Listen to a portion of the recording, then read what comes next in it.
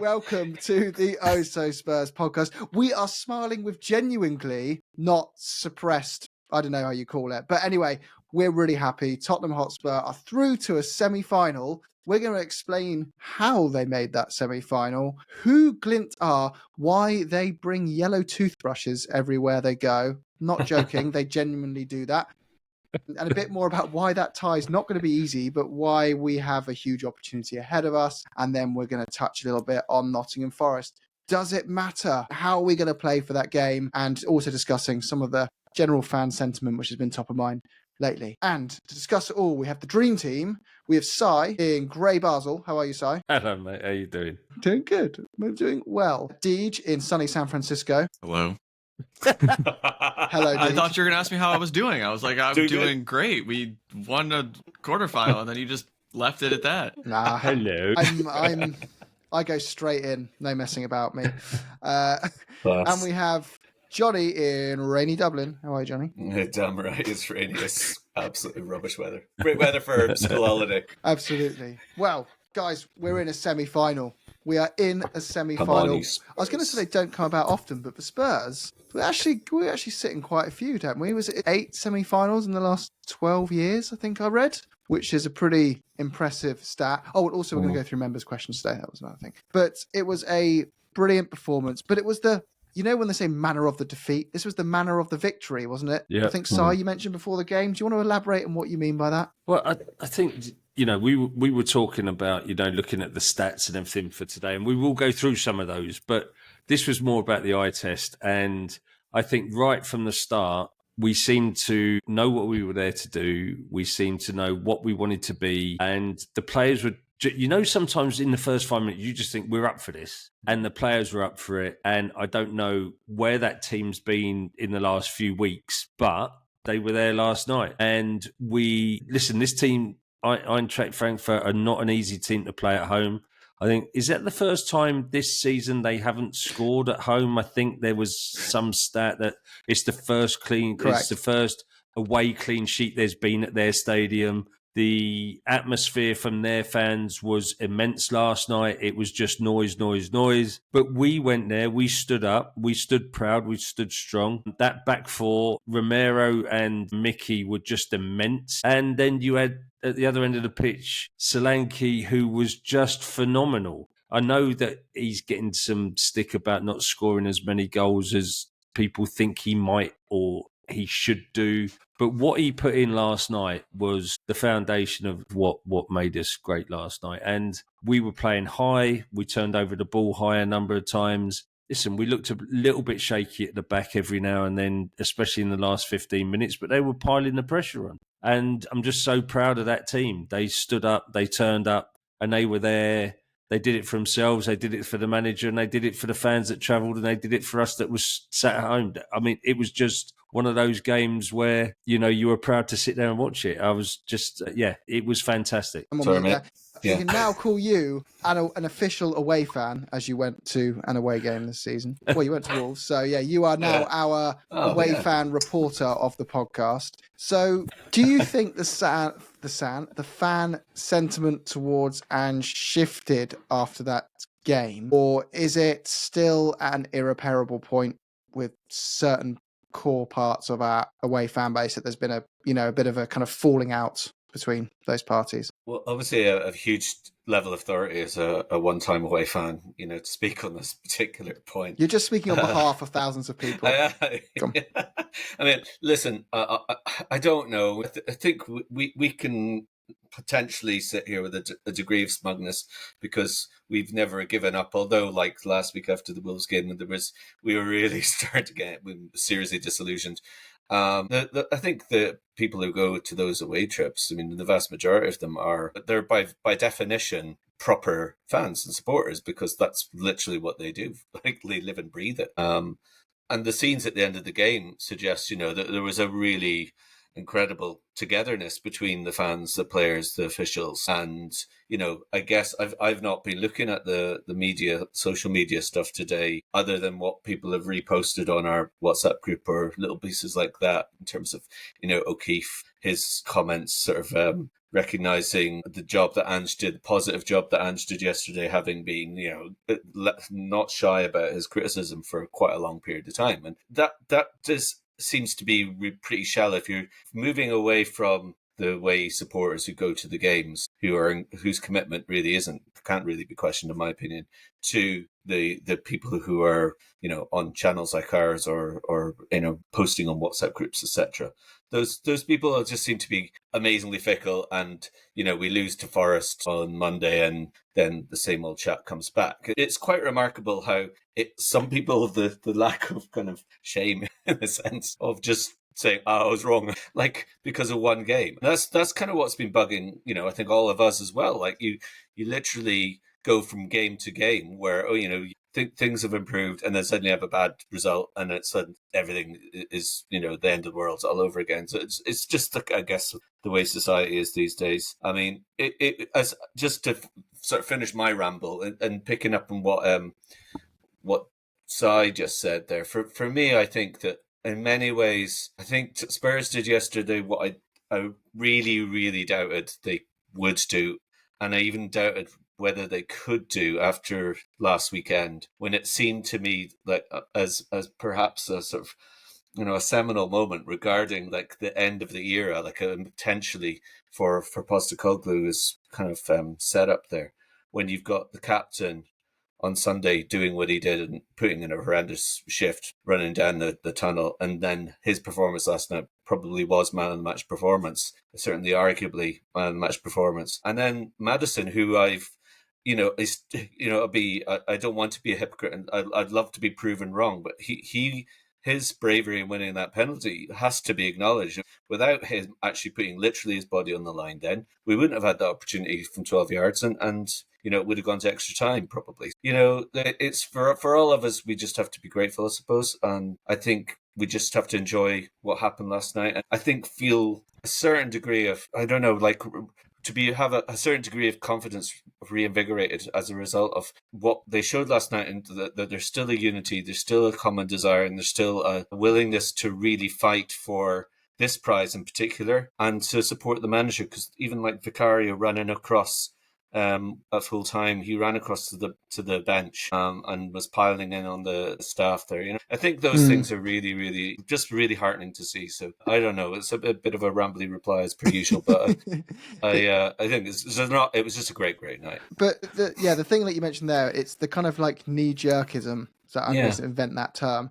It's the last week, you had very prominent people who are big voices on the internet, if that means anything in Spurs world. It's all an imaginary world we all make up in our heads anyway, that doesn't actually matter at all. But in our big, important imaginary world that we all live in, those voices were very much, right, that was the turning point. It was, that's it. He's not the man. He's not the guy. Pretty much all those voices after one victory go, I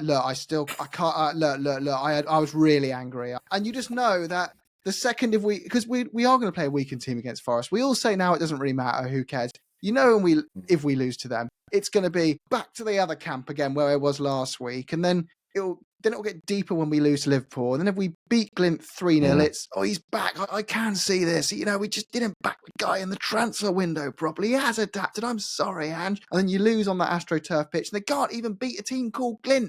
Their Toothbrush is their bloody mascot. And it just goes back to... Anyway, Deej, rolling on a bit from Johnny's point there, it was the kind of... Also, it was the unison from the players, but also there was just something different. And from, you looking at the game, did you feel there was just something different in the way that they were more cohesive or anything like that you picked out as well? Well, I mean, the obvious, change to how we normally play is at about minute 70, we decided that we had enough football for the day, and that we were going to just try to run the clock out as much as possible, which is not really a thing that you've seen with Ange, I'd say, especially with a 1-goal lead, maybe with a 2-goal lead, but we played it back 5. We brought off both wingers by minute 80, I think, to bring on Denso and Sarr. And we played pragmatic football, which is kind of what a lot of people have been yelling for basically since we started losing games a year and a half ago. So that was a big change. I think part of it was just that I don't know how. I think a big part of the lack of threat for Frankfurt, not to take anything away from our performance, but I do think it can't be overstated how much they don't have a suitable backup for Mario Götze. Until we decided to stop doing the going forward thing, they didn't really have a creative outlet to do much of anything attacking wise, and that kind of is reflected in when you look at the shot numbers up until minute 80. I think that they had taken a very paltry number of shots for a elimination game in which you're tied and at home. So we very much dictated the game. We dictated the pace of the game. I think that even in the second half when we were starting our pragmatic streak, we still had the lion's share of the chances until a 65th, 70th minute, which is something that normally we don't. I don't want to say we don't have the lion's share of the chances, because there's a lot of times that we do, but we often provide a lot of chances as well. So I think that the thing that stood out to me the most was how much with the exception of the one chance where Ekatike got a long ball over the top and Van de Ven had to recover with a fantastic challenge to mitigate that. I think that was the only real super transitional chance that we gave up, and that's kind of where a lot of our issues defensively lie, is the transition. And also I thought we did a lot better job in terms of marking in the box. I'm sure that was something that was discussed at halftime, given the struggles that we've had with that basically since Ange has been here. We've talked about it several times about how many goals we give up because we have an overload at the back post, and I didn't really see that much today, which was really good. And yeah, I think that overall, I think it shows, one, what this team can do when mostly everyone's healthy, and two, why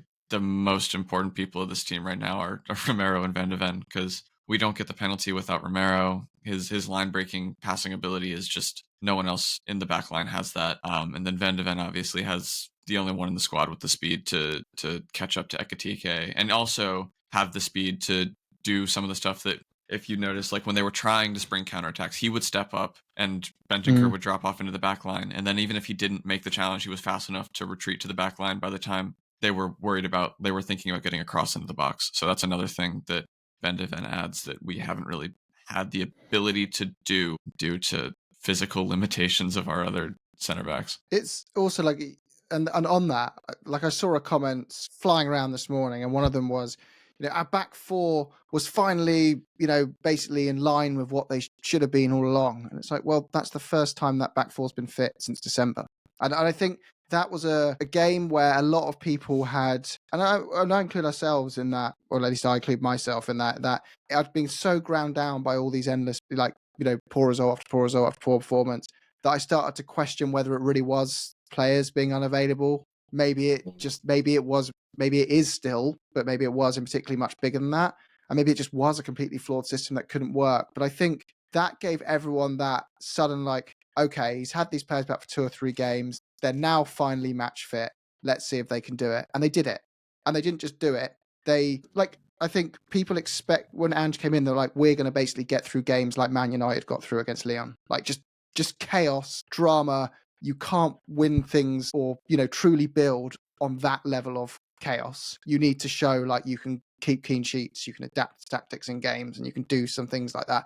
And we did all those things. It was just a process and a plan that played out how it was supposed to, even when we lost Maddison to injury, which was an underrated blow, because they lost Götze, but we equally lost our key creator, who, by the way, I think that ball was going in, wasn't it? That header? That's what should have definitely been a red card. But Johnny, back to you then, mate. In that game, should their keeper have been sent off? Were they lucky to play that game with 11 men against us? There's a lot of complaints about the ref. Apart from that one, I didn't really feel it too much. What did you make of it? Yeah, I think if it's somewhere else on the pitch and it's an outfield player, then they go off. But it's the same old story. There's so many situations, it doesn't matter who the ref is.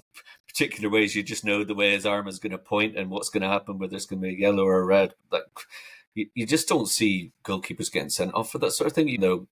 Undeniably. I mean, look at the damage it did do to Maddison. It was a reckless challenge. Yeah, I think he should have gone, but even the delay it took in awarding penalty It's kind of nuts. And it was quite funny watching Ange being interviewed afterwards. So, someone asked him in the presser about, is his faith in VAR kind of like been restored or whatever? And he's like, no, I mean, just it shouldn't have been an issue. It should never have been required in the first place. So, yeah, I mean, thankfully, we came out of the wrong side of that, because you just sort of thinking, is this going to be something else we add to our list of, situations down the years where we quote all like Vertonghen scoring from his own half and the ball that crossed the line against United and all these other incidents where we've been robbed by really poor decisions. So, no, at least ultimately the penalty was given, but I do think that Frankfurt were lucky.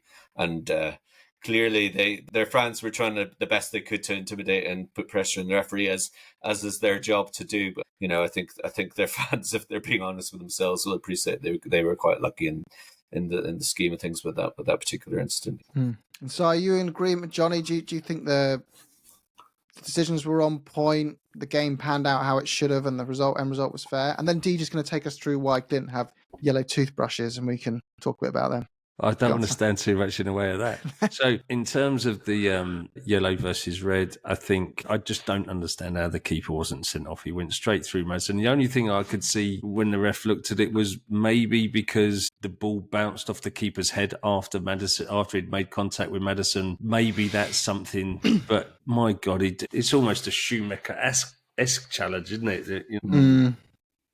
There was no attempt to go for the ball. It just went straight through Maddison. And thank God he wasn't badly injured, because that could have been a serious injury. That comes into the, it's reckless play endangering an opponent. That is a red card, and he should have gone. But fair play to Jimmy getting in there, getting stuck in and putting his body on the line, because he saw the keeper was coming. He could have easily pulled out of that, and he didn't. And then, Dom takes the ball. It almost, I think they sort of played it up a little bit about who was going to take the penalty as well, right? I think Solanke was always going to take that. And then when Tell handed it over and he put it and Solanke put it down, and he just dinked it down the middle. That was so cool. And I just think it's the cherry on the top of Solanke's performance. But yeah, I think I was sort of like so emotionally entrenched in the game that there were certain things that I thought the ref had an okay game. I didn't think he was. I think there was some dodgy decisions either side. If I'm honest, I don't think he was particularly bad against us or them. I think he was just not the greatest ref for the occasion. But listen, he got that decision right in terms of the penalty. Got us the goal. I'll take that. Indeed. On top of yellow toothbrush, I want to ask you one more thing. Lineups come out, and I feel we're in this habit. Did we always do this, by the way, or is this just like a you're in poor form thing, so everyone does this? There's always a criticism on the lineup, and it's always over like just one thing that should have been different. And at the moment, there's always people saying should have been Spence or should have been Udogie. That's one, and then it should have been Kulusevski or it should have been Johnson. Now on the Udogie and Spence one, what on earth is going on? Why have we got? How have we ended up in this position where we've got two the best left backs potentially in the league in current form? And who's the better option? Who's Ange's favourite here? Like, who is our starting left back? Do we just have two really good starting left backs? Because how is this going to work? And especially if we don't have European football next year. Like, how are we going to fit these guys in? So who is the best left back? We will have European football because we're going to win the Europa League. But I think that the reasonable answer is that we put Spence back in the position that he kind of came up playing, and that's right back. I think Porro had a fine game yesterday, but I think that Spence is still the better option, all things considered. And I also think that Udogie is better at being a left back than Spence is, or than Porro is at being a right back. And that's no offense to Porro. I just think Udogie is very, very good and has the potential to get even better.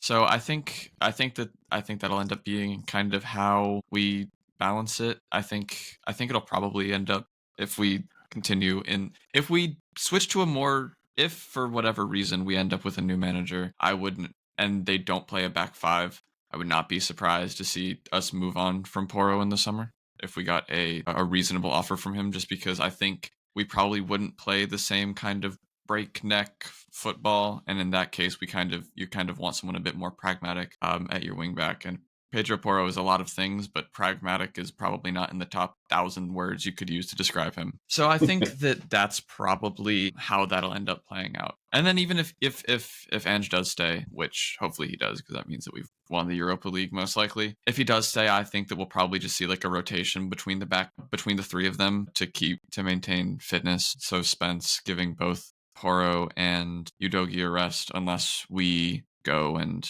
buy another left back. Yeah. And then Spence and Porro would be the full-time rotation at right. Right. So on to toothbrushes. Yes.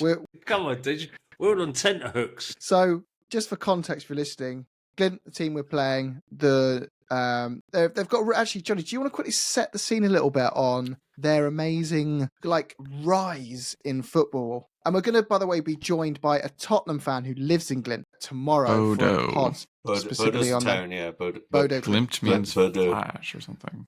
Okay, so there you go. That's the starting point. Bodo is so it's like me calling Aston Villa. No, Yes. It's not. Can we Tottenham Hotspur? Yeah. Aston's where Villa is. That's right.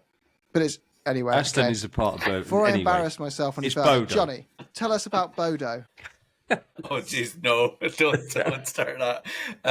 Well, I watched, there's a 39-minute documentary on HITC7 website on YouTube by a reporter called Alfie Potts Harmer, and it's actually very interesting. It starts off with when Sweden and Norway were united, and it was talking about all of these things, and eventually they got their independence in 1905, which was the year that Bodo Glimt was started, not by coincidence.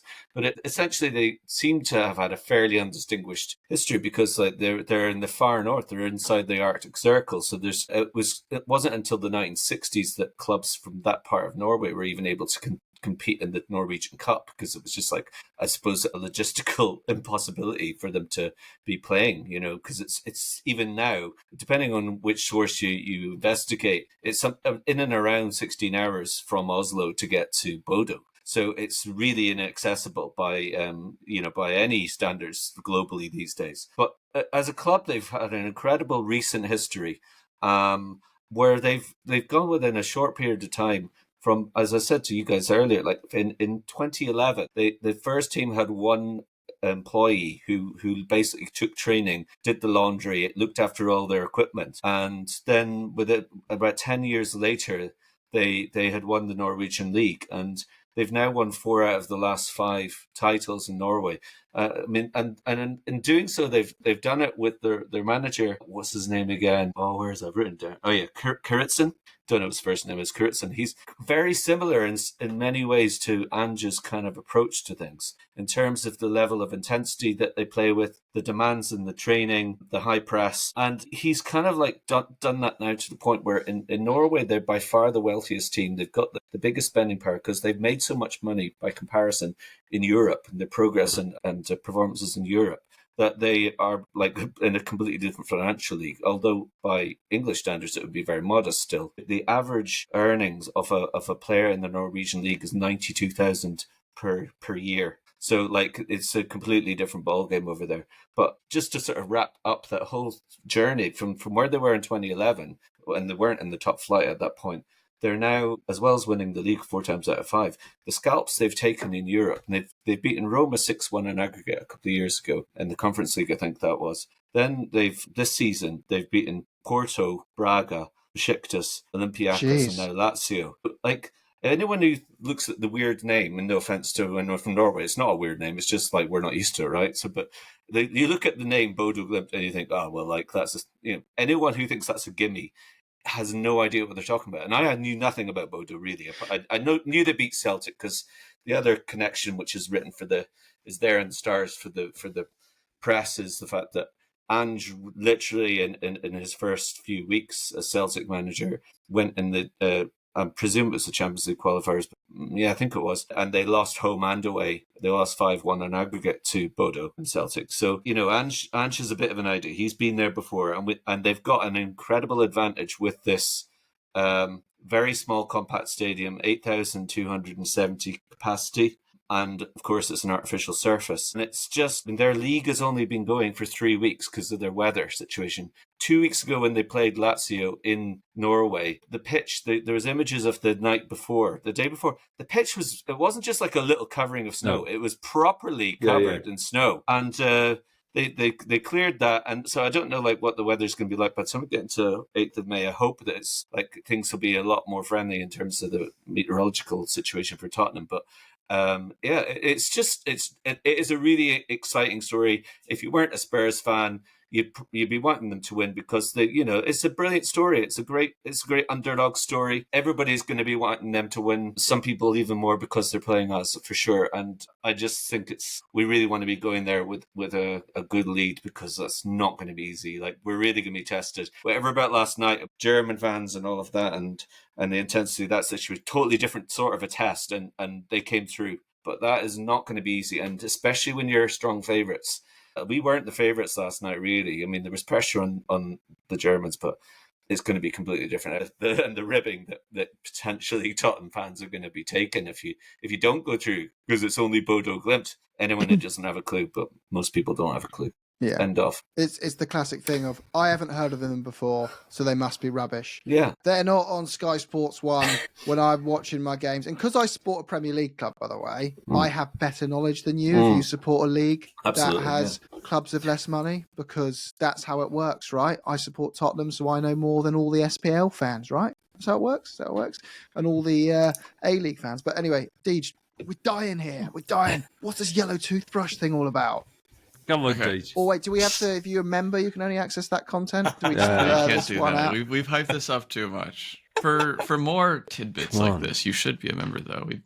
I would say we drop knowledge like this all the time. I don't think we have any other toothbrush related information on this particular page.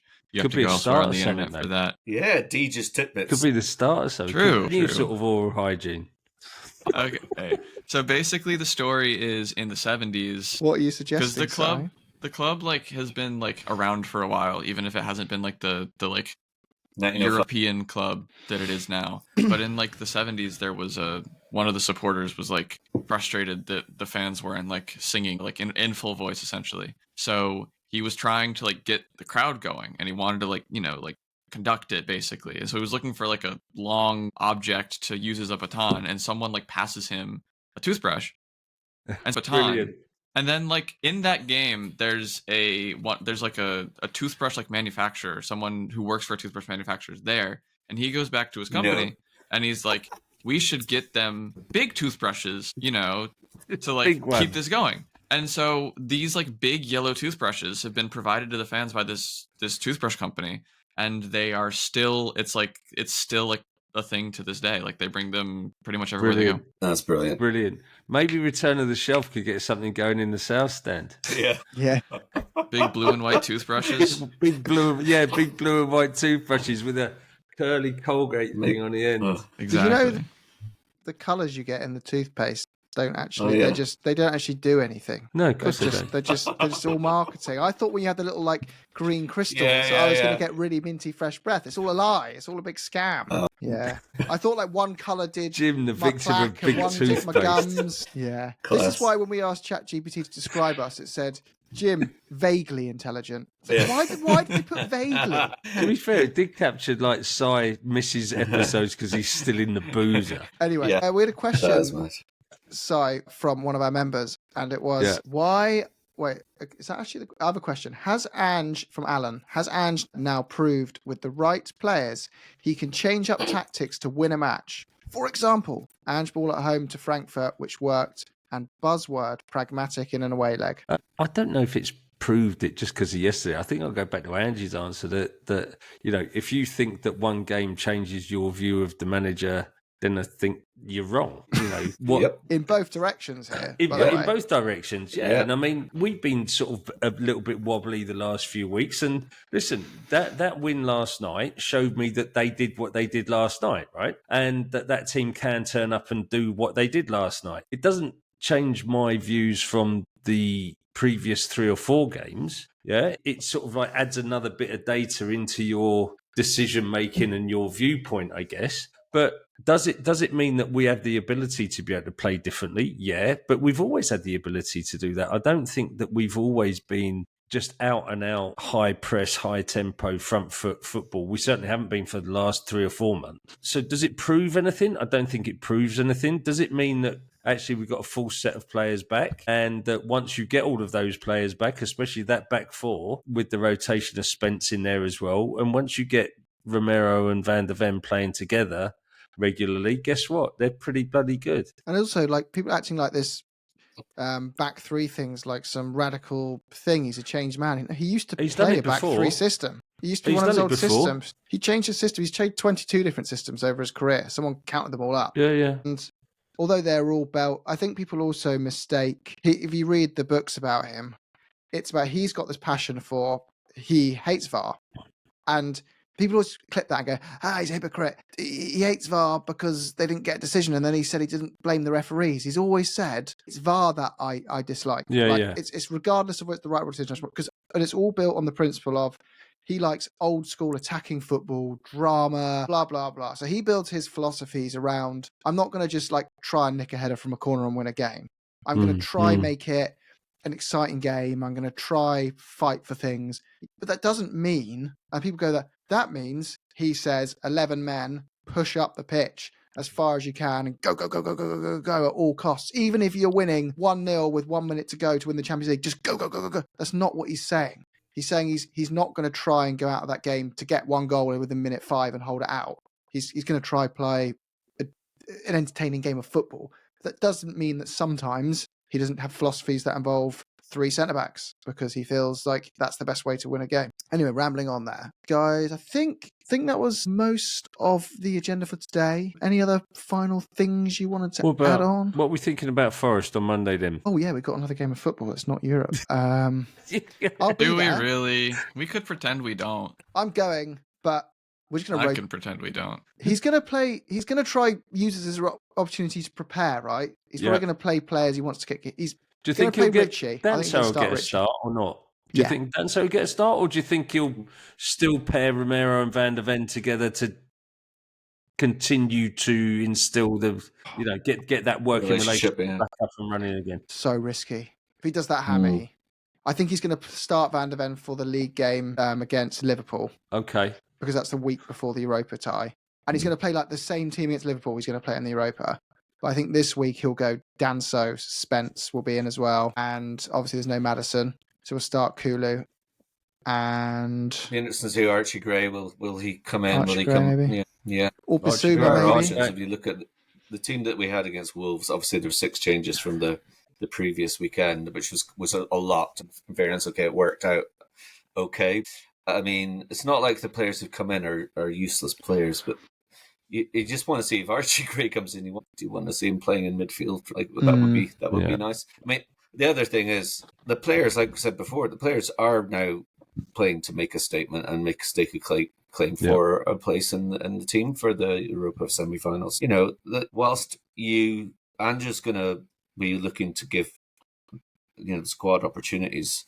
And not necessarily play his strongest team to rest and make that sort of decision in terms of the balance between continuity, partnerships, like Sai's just been saying, and resting. Like, I really hope that it's so important after such a high yesterday that you kind of don't want to it all to evaporate. And I know we've still got that first leg to be excited about, but the difference between going into it feeling really good, having done well domestically, and then just being rubbish against, Forest and then Liverpool it can make a big difference, especially with that first leg at home and with everything that's on the line there, for all the things we've said about Bodo's place. It is important. And I think the atmosphere potentially in the ground should be quite good considering what happened yesterday. So, we want to get behind the team and see what can happen. You want to get a bit of momentum going, don't you? I agree. Exactly, yeah. You want to get something there. So if you could, I think the result, this is what we've said a few times in the last few games where we've had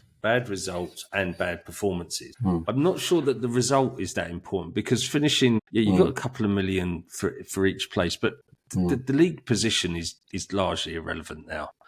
but it's about whether you can build on some performances. So we had a great performance last night. It was backs to the walls at times, but it was battling. Everybody was there for everybody. If you can continue that into the Forest game, if we got beat 1-0 and they hit us on the break and it was a breakaway goal and we got done 1-0, but we had that level of performance that showed that the team are there, they're together, they're fighting, I think we can live with that. And if we need to keep that momentum, because as we've said, the Bodo game is not going to be easy. I mean, we need to go to their place with I think, with convincing lead to take to them a 2-goal lead, I think. Yeah, agree. That's what we've always said. It's about, and to be fair, I think even the thing is, no one could look past the results against Chelsea because it's Chelsea. Yeah. And prior to that, when we draw or lose, can't remember. We beat Southampton, but who was it before Chelsea? Anyway,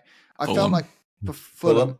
Yeah, I feel like performances had been getting better, and we're like, oh, this is working. And then Wolves just decimated all that progress.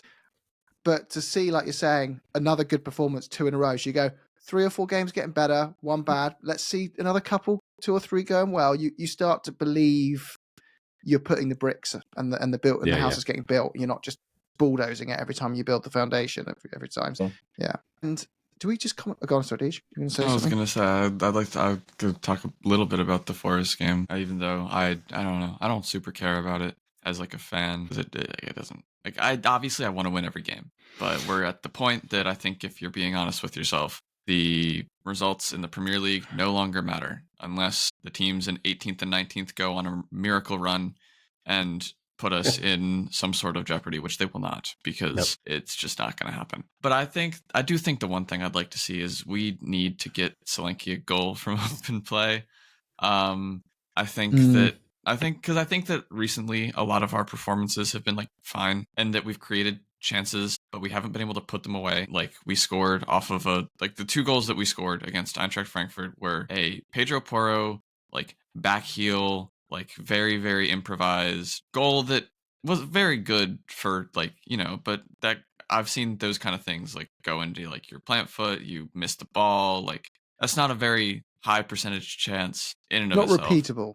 Yeah, it's not super repeatable. And we also had a penalty. So I like to see some normal goals scored, just so I can remember what it feels like to see one of those like go in a game that we're not like losing, I guess. So not to be negative or anything. I just think that like if we want to have not a chance, but if we want to feel comfortable about going to Bodo Glimt for the second leg, we need to have a sizable lead, because I think from my read at least, going to Bodo Glimt is kind of like for the Americans, like going and playing in Denver, where like the altitude in Denver is way different than everywhere else in the US basically. So players have a hard time adapting to there because there's less oxygen literally. So if you're not like trained to like play in Denver, then it'll be harder for you than someone who like trains in Denver.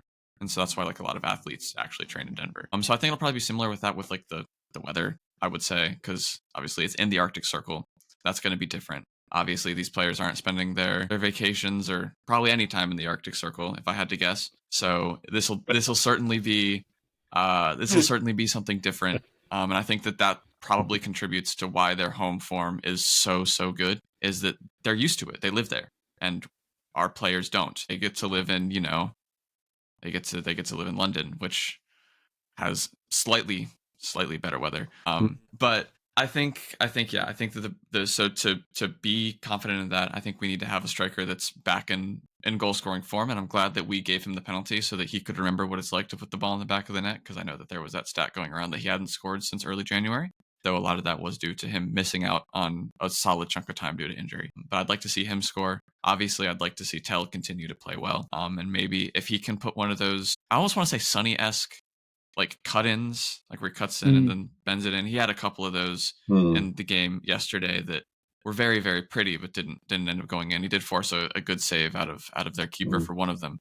But I think that if he can keep that going, and obviously if Johnson can continue his goal scoring form, that'd be pretty cool. Because if we need our front three to be firing on all cylinders, because we need, I think, to be comfortable like I said, I'd feel okay with a 2-goal lead. I'd feel comfortable with a 3. Anything less than that, and you're playing with fire against a team whose home record is fantastic against some of the best teams in Europe. And just capping off guys Howard's question real quick, because he sent it in just now. But what team would we play in the league games? I think we kind of touched on it, but we're saying just quickly to cap that off, we'd probably give Mickey a rest, put Danso in, but you want to keep Slanky in, you're saying, Deej, for the like cohesion, maybe just bring him off at 60th minute, bring on Richarlison with 30 to go, start with Johnson again on the right. Probably. Keep the Tel. I was really enjoying watching Matisse Tel growing into his Spurs shirt more and more. I'm really enjoying that. So because Decky will play in the middle, right? If Madison's not playing, so then you've only got one option on the right, unless you put Odebear out on the right and give Johnson a rest. I could see that happening. I wouldn't be mad at that. Players that we didn't take off the bench yesterday are Spence, Archie Gray, Jed Spence, Basuma, Mikey Moore, Richarlison, Odebear. Like, I mean, there's a role for all of those guys to play in the Premier League, isn't there? Yeah, I think Sarr might start as well. I think we'll definitely do some midfield rotation. Yeah.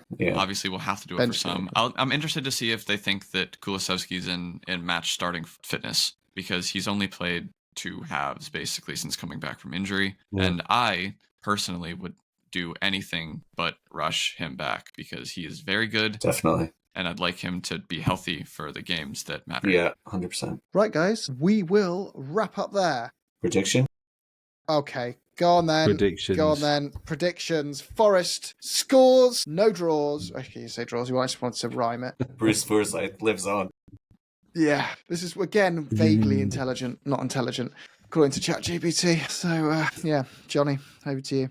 I think you should read out how they described us in the next episode. Okay. Yeah. I'll see how next episode. Yeah. I might have changed by then, because like D just come up with some really insightful stuff today to enhance his reputation even further. I love how it says that I try and woo mothers who listen to the show by dangling my son. You're in the housewife envelope. Yeah, it's housewife's favourite. Yeah, definitely. Yeah. And apparently I'm not as thick as I look. I think know it's you're pretty much watching paraphrasing what it says. You do look very thick, though. Let's be honest. Shut up. Oh, here we go. Right, back to score predictions, guys. But sorry. If you are interested, there are gym tea cozies available in the merch store, though. But it's definitely it's number one seller. Tea cozy. I'm going to predict a W for Tottenham Hotspur. I think that we're going to ride on the crest of our Europa wave, and I'm going to give Deej his goal to Dom in the open play. And I'm also going to go with Richie coming in off the bench and getting another one of his trademark headers. And it's going to be, we'll come from behind in true prediction form. And 1-0 down at half-time, 2-1, take the win, and on to Anfield. And let's hope that they've won the league before then. All right, Si. I can't go anywhere else other than 2-1. I think it's going to be tight. I think they don't give away much. I can't see us not conceding against them. Their front line is so quick and fast on the break. I think they'll snatch us on one. But 2-1. I don't know who's going to get the first, but Johnson for the winner at the back post. Deej? I think I will probably go for a 1-1 draw. I think that the rotation that we'll do after the game from here, I think we will be playing with an eye to the future, and I think we will probably rotate enough for it to matter, which basically to me means not playing Van de Ven, which I think is the correct decision, but it will lead. I think that if Van de Ven plays, I genuinely think we do have a solid defense. So I think that if Van de Ven plays, I'll go for a 1-0, but if he doesn't, I'll go for a 1-1. And that's no slight on Danso. It's just that nobody can do what that big Dutch guy can do. Big, gorgeous beautiful Dutch man. Guy. Big beautiful young man. Big beautiful Dutch fella. Yeah, big beautiful. On, there's only one way it can go. 1-0 down first half, bunch of bedwetting at half time. 1-1 in the 70th minute, and a 2-1 winner from Richarlison in the 3rd minute. Yes. Did ChatGPT write that for you? Double. Which I can listen to as I'm walking down the high road, just having left it. No joke. It's that's it. Actually, since I missed that comeback, I haven't left a game early, and that was probably a year ago now. Right. Oh wow. Yeah. Okay. Changed man, learnt the hard way, and I haven't seen us win a late game since then either. So I've stayed for nothing every time. Because we haven't won a night game for. Exactly. Maybe you need to start leaving more. Yeah, maybe you should bugger off. Yeah, early. yeah, exactly. Get Yeah. out More of here, often, yeah. Jesus Christ, Jim. Read the room. Well, up the Spurs. Come on, you Spurs.